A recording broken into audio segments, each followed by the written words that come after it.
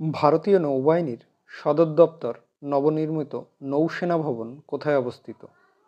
সঠিক উত্তর হচ্ছে দিল্লিতে অবস্থিত। কত তারিখে জাতীয় টিকা দিবস পালিত হয়? সঠিক উত্তর হচ্ছে 16ই মার্চ। মহারাষ্ট্রের আহমেদনগর জেলার নতুন নাম কি? সঠিক উত্তর হচ্ছে অহল্যানগর। কোন দেশ বিশ্বের প্রথম 3D প্রিন্টেড মসজিদ উন্মোচন করেছে? সঠিক উত্তর হচ্ছে সৌদি আরব। জনহিতকর কাজের জন্য কে পিভি নরসিমা রাও মেমোরিয়াল অ্যাওয়ার্ডে ভূষিত হয়েছেন? সঠিক উত্তর হচ্ছে রতন টাটা। নর্দার্ন কোল ফিল্ডস লিমিটেডের নতুন চেয়ারম্যান ও ব্যবস্থাপনা পরিচালক কে হয়েছেন? সঠিক উত্তর হচ্ছে বি সাইরাম। 2024 সালের লোকসভা নির্বাচন কত ধাপে অনুষ্ঠিত হবে? সঠিক উত্তর হচ্ছে 7 ধাপে। ভারতের নবনিযুক্ত নির্বাচন কমিশনার কে? সঠিক উত্তর হচ্ছে Sukhbir Singh Sandhu. Food safety and standard authority of India তথা FSSAI দ্বারা ইট রাইট ক্যাম্পাস হিসাবে কতটি জেলকে প্রত্যয়িত করা হয়েছে? সঠিক উত্তর হচ্ছে 100টি জেল।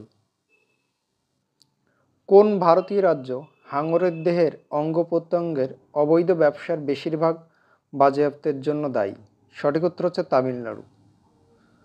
বর্তমানে কতটি রাজ্যে ইথানল 100 জ্বালানি অ্যাক্সেস রয়েছে? সঠিক উত্তর হচ্ছে 5টি রাজ্যে।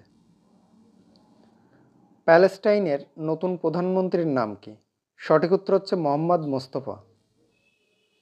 রঞ্জি ট্রফি 2024 জিতল কোন দল? সঠিক উত্তর হচ্ছে মুম্বাই। ইসরায়েল অর ডায়েরি নামে বই লিখলেন কে? সঠিক উত্তর হচ্ছে বিশাল পান্ডে।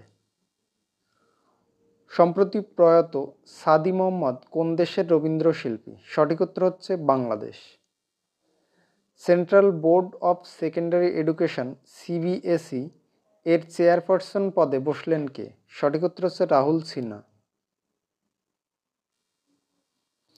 হিউম্যান ডেভেলপমেন্ট ইন্ডেক্স 2022-এ ভারতের অবস্থান কত? সঠিক উত্তর হচ্ছে 134। ভারত শক্তি নামে ফায়ারিং অনুষ্ঠিত হলো কোথায়? সঠিক উত্তর হচ্ছে রাজস্থান। পিভি সিন্ধু কোন খেলার সাথে যুক্ত? সঠিক উত্তর হচ্ছে ব্যাডমিন্টন। হাওড়া মেট্রো কোন নদীর নিচ দিয়ে গেছে? সঠিক উত্তর হচ্ছে হুগলি নদী।